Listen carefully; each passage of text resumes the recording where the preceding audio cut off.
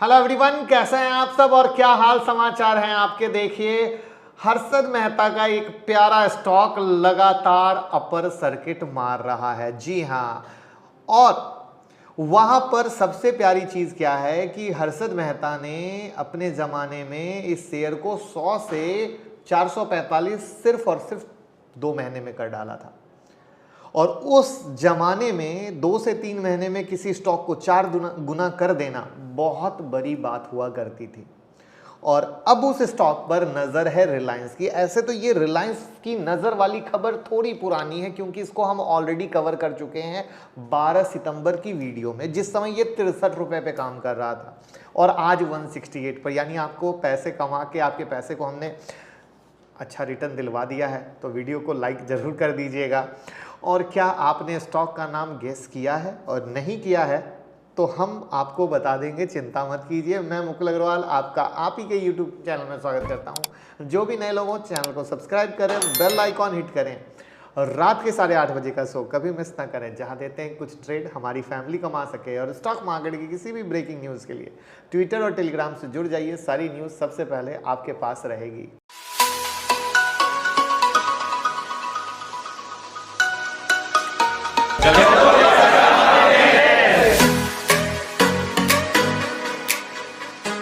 तो चलिए, ये कंपनी क्या है, कंज्यूमर इलेक्ट्रॉनिक ड्यूरेबल्स प्रोडक्ट बनाती है। जी हाँ, उसमें TV, fridge, washing machine, AC, light, fans सब कुछ आते हैं। बट सवाल ये है कि क्या आज के डेट में आप इनके प्रोडक्ट को यूज करते हो? क्योंकि 1990 के टाइम में इनके प्रोडक्ट जबरदस्त हुआ करते थे, धमाका, और उस समय हर घर में इनके प्रोडक्ट थे। लेकिन आज क्या आपके घर में इनके प्रोडक्ट हैं? वहीं पर अब अगर हम इनके, चूंकि आपको पता है कि जब हम प्रोडक्ट को जान लिए तो उनके फाइनेंशियल को जानते हैं, वहां पर आपके सामने फाइनेंशियल आप देखोगे तो 2018 में नेट प्रॉफिट 7.35 करोड़ का था, लेकिन 2019 में सीधा लॉस 0.95 हो गया। 2020 में रिकवरी हुई 3.75 हो गया और फाइनेंशियल ईयर 2021 में मेजर लॉस 21.46 करोड़ का मेजर लॉस है। ये बिल्कुल मत भूलिएगा। वहीं पर अगर आप इनके इनकम स्टेटमेंट में गौर करते हैं तो lower than industry revenue growth है, डिक्रीजिंग मार्केट शेयर है, यानी इनका मार्केट शेयर लगातार डिक्रीज कर रहा है। वहीं पर अगर इनके डेट पे देखें तो डेट सिर्फ 12.6 करोड़ का है, जिसको एक नज़र में ऑलमोस्ट डेट फ्री भी कहा जाता है। बट जब इतने बिग लॉस में बैठे हो तो डेट होता है। लेकिन अगर आप इनके चार्ट को देखोगे तो जैसा कि हमने बताया कि लगातार अपर सर्किट। खबर एक्चुअली एक नहीं दो थी।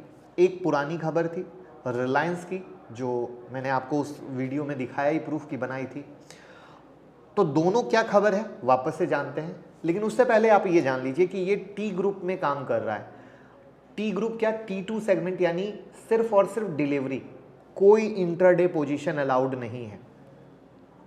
अब चलते हैं, क्या ऐसा फैक्टर है जो इस स्टॉक को रैली दे रहा है। तो कंपनी उम्मीद कर रही है मेक इन इंडिया पॉलिसी में उसको फायदा मिलेगा।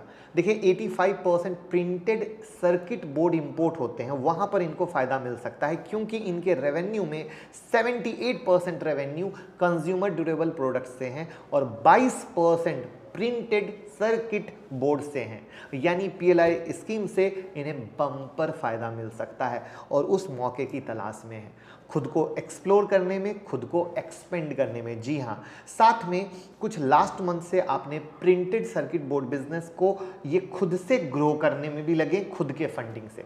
और कंपनी ने न्यू क्लाइंट भी ऐड कर लिए, क्योंकि उसमें हैवेल्स भी हैं, क्रॉम्पटन भी हैं। तो इससे एक है कि बेस बना के आगे जाना है। साथ में अब आते हैं रिलायंस की न्यूज़ पे। मार्केट में अभी तक आज की डेट, उस डेट से आज तक कोई ऑफिशियल नहीं आई है, बट न्यूज़ है कि रिलायंस रिटेल अब इलेक्ट्रिक बिजनेस सेगमेंट में आएगा। उन्होंने इस कंपनी को एक्वायर करने के लिए डील का अनाउंसमेंट किया है, बट कितना सच कितना झूठ कुछ ऑफिशियल नहीं है। वहाँ पर बोला ये जा रहा है कि AC, fridge, washing machine, TV, light, fan सबको अपने प्लेटफॉर्म से ऑनलाइन और ऑफलाइन ये लोग बेचने की प्लानिंग में हैं।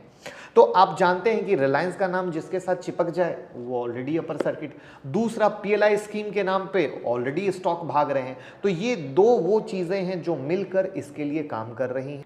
ये वो दो चीजें हैं जो मिलकर इस स्टॉक के लिए बेहतर काम कर रही हैं और स्टॉक लगातार अपर सर्किट में चल रहा है और जिसके कारण 12 सितंबर की वीडियो के बाद से 62 रुपए से 168 रुपए हो चुका है। लेकिन मैं हमेशा एक चीज बोलता हूं, वापस से आज रिपीट करूंगा, जब किसी स्टॉक में लगातार इस तरीके से अपर सर्किट चलता है तो भैया डाउट जरूर क्रिएट हो जाता है। मुझे कहीं ना कहीं ऑपरेटर गेम की एक्टिविटी लगती है, जिसमें कई बार हमने दिखाया है कि जब इस तरीके से अपर सर्किट लगते हैं ना, तो जब प्रॉफिट बुकिंग आती है तो प्रॉफिट बुकिंग में भी सीधा लोअर सर्किट ही स्टार्ट होते हैं। तो इसीलिए इन चीज़ों का पूरा नज़रिया रखिएगा।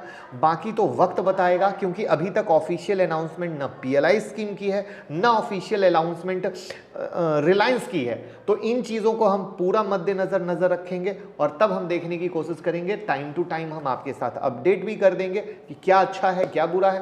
एंड जो भी लोग पकड़ के बैठे हों, बस याद रखिएगा कि ट्रेलिंग स्टॉप लॉस डाल लीजिए। जैसे ही किसी भी रेट से, एग्जाम्पल के लिए मैं अगर बात करूं कि मान लीजिए आपने हमारे रेट 65 से लिया है, तो एक एग्जाम्पल के लिए 150 के नीचे जैसे ही आए अपनी पोजीशन को काट दीजिए। जब ये 168 से 200 अगर चला गया तो 175 के नीचे आए पोजीशन को काट दीजिए।